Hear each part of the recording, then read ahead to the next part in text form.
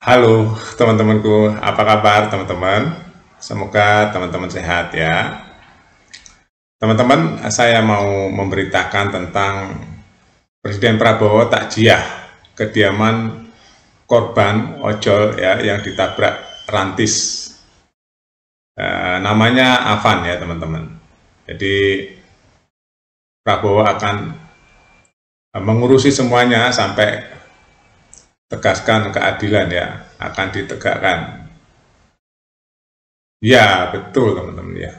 Harus begitu, harus sensitif ya.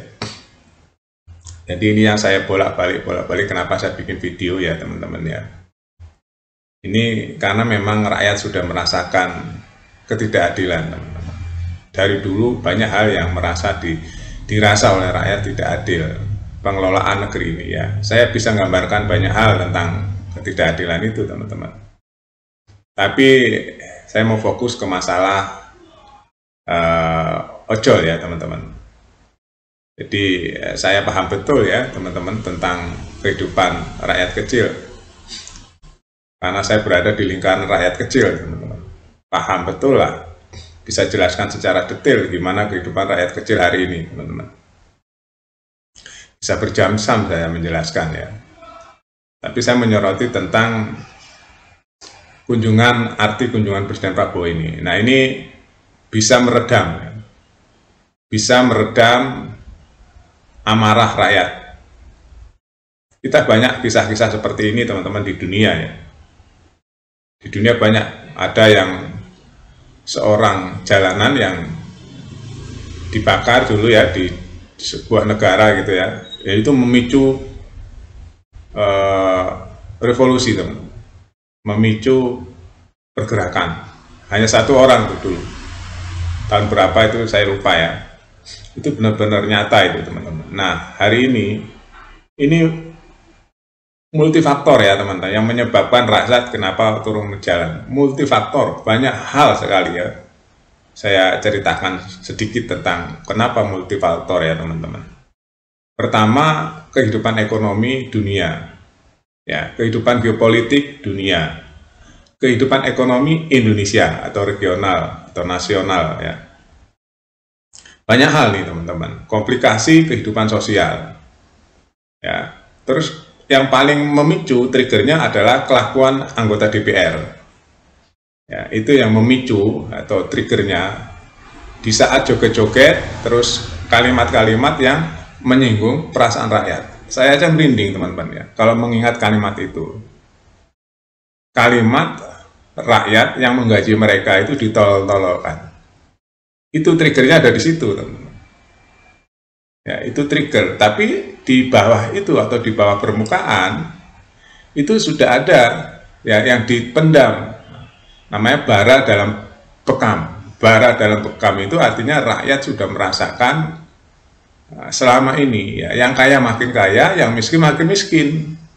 Ini bekam ya, bara dalam bekam. Kok begini ya kehidupan? Jadi rakyat itu segini loh teman-teman ya. Saya pakai rasa ya. Saya itu pakai rasa ya, membicarakan ini pakai rasa, bukan pakai teori-teori yang detail enggak. Saya pakai rasa saja supaya orang bisa merasakan. Bayangin aja teman-teman, rakyat miskin sama rakyat kaya bayar pajaknya sama. PPN beli barang nih ya, orang kaya beli barang di minimarket, PPN-nya sama 10%, 11% ya. Orang kaya beli odol ya, pajaknya sama orang miskin beli odol. Bayang nggak? Ya, itu yang pertama. Yang kedua, terus perilakunya itu berbeda atau penghasilannya berbeda. Yang membayar mereka itu kan pajak-pajak dari rakyat itu. Sedangkan hasil kerja DPR itu tidak bisa diukur. Ya, transparansinya nggak ada, KPI-nya nggak ada, KPI-nya. Ya, diukurnya dari mana coba? Tapi setiap bulan mereka menerima uang ratusan juta tradingnya. Dan setiap bulan loh itu teman. Sedangkan rakyat harus bangun subuh, bangun pagi, ya, berdesak-desaan, hujan-hujanan, panas-panasan untuk menggaji mereka.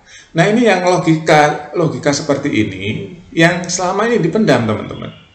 Kok gini ya, saya yang bayar dia, kok dia kerjanya seenaknya sendiri, ya.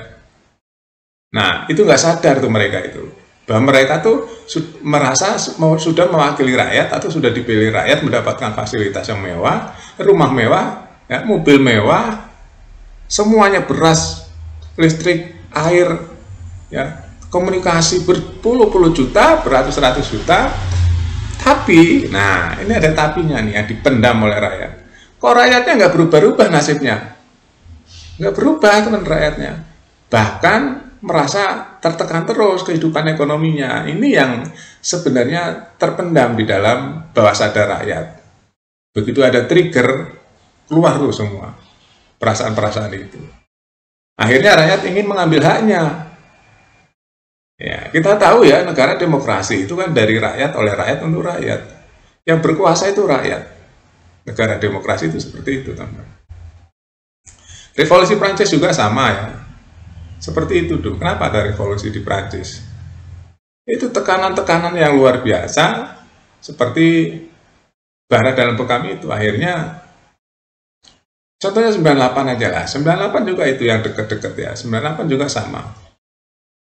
Jadi rakyat itu merasakan lama sekali kok lama-lama kok dibiarkan kok menjadi-jadi gitu loh. Semakin jauh dengan apa yang dirasakan oleh rakyat. Nah, ini harus diredam. Cara redamnya apa? Ambil tindakan. Ya, cara meredamnya harus ambil tindakan. Kalau nggak ambil tindakan, rakyat nggak puas dan merasa tidak ada tindakan itu, merasa apa ya? Mereka mau semaunya sendiri gitu loh. Padahal dia hidup dari uang rakyat, uang pajak, teman-teman. Hidupnya. Dia kerjanya apa gitu. Nah, ini triggernya dari DPR. Walaupun sebenarnya bukan hanya DPR.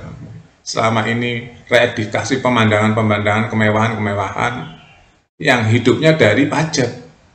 Koruptor ya. Itu udah semua terdengar oleh rakyat tentang korupsi di negeri ini. Itu salah satu, banyak sekali yang menyebabkan rakyat kenapa harus turun dan merasa ini apa namanya, common sense ya, merasa ada common sense di situ atau perasaan yang sama. Rakyat itu merasakan hal yang sama tentang apa yang ditunjukkan oleh yang katanya wakil rakyat itu. Ya, ini teman-teman. Presiden Prabowo ya turun itu bagus sekali ya, langsung turun dan menenangkan. Nah, dengan menemui keluarga korban, semua orang merasakan tuh, merasa sejuk. Presiden memperhatikan. Ya, jadi rakyat tuh dingin lagi. Nah, setelah ini rakyat pasti menunggu apa tindakan pemerintah selanjutnya. Ya, ditunggu nih. Nah, yang dari berapa ya, 7 orang ya dari yang membawa mobil itu sudah diinterogasi kemarin, teman-teman. Ada videonya ya, sudah diinterogasi, ditanya satu-satu oleh Propam ya. Nah, nanti saya yakin secara cepat akan ada punishment ya, secara cepat. Kalau enggak, rakyat pasti enggak puas. Inilah manajemen, namanya manajemen nih teman-teman ya. Manajemen itu seperti itu. Harus satu-satu dipetani ya. Nyambung nggak antara satu dengan yang lain ya. Gitu. Jadi kalau nggak gitu, saya rasa rakyat nggak puas dan DPR harus ambil tindakan. Paling ekstrimnya DPR, walaupun sulit untuk dibubarkan, ya harus ada keberanian untuk berubah atau merubah struktur ya, minimal kalau nggak dibubarkan atau dibubarkan, benar-benar dibubarkan, diganti struktur gajinya, jangan besar-besar, jangan jauh-jauh dari penghasilan rakyat. Jadi kalau terlalu jauh dengan penghasilan rakyat, dia nanti nggak empati dengan rakyat. Dia nggak bisa merasakan apa yang dirasakan rakyat. Itu yang namanya wakil rakyat. Ya. Di sisi lain rakyat jalan kaki, pakai sepeda, pakai kereta, di sisi lain dia pakai mobil mewah, ya, wangi, empuk, dingin. Itu kan nggak nyambung dengan wakil rakyat. Gimana dia bisa merasakan keseharian rakyat kalau wakil rakyat gaya hidupnya seperti itu, pesta dan sebagainya. Ya, oke, itu aja dulu teman-teman penjelasan saya. Nanti kita sambung lagi. Sampai jumpa.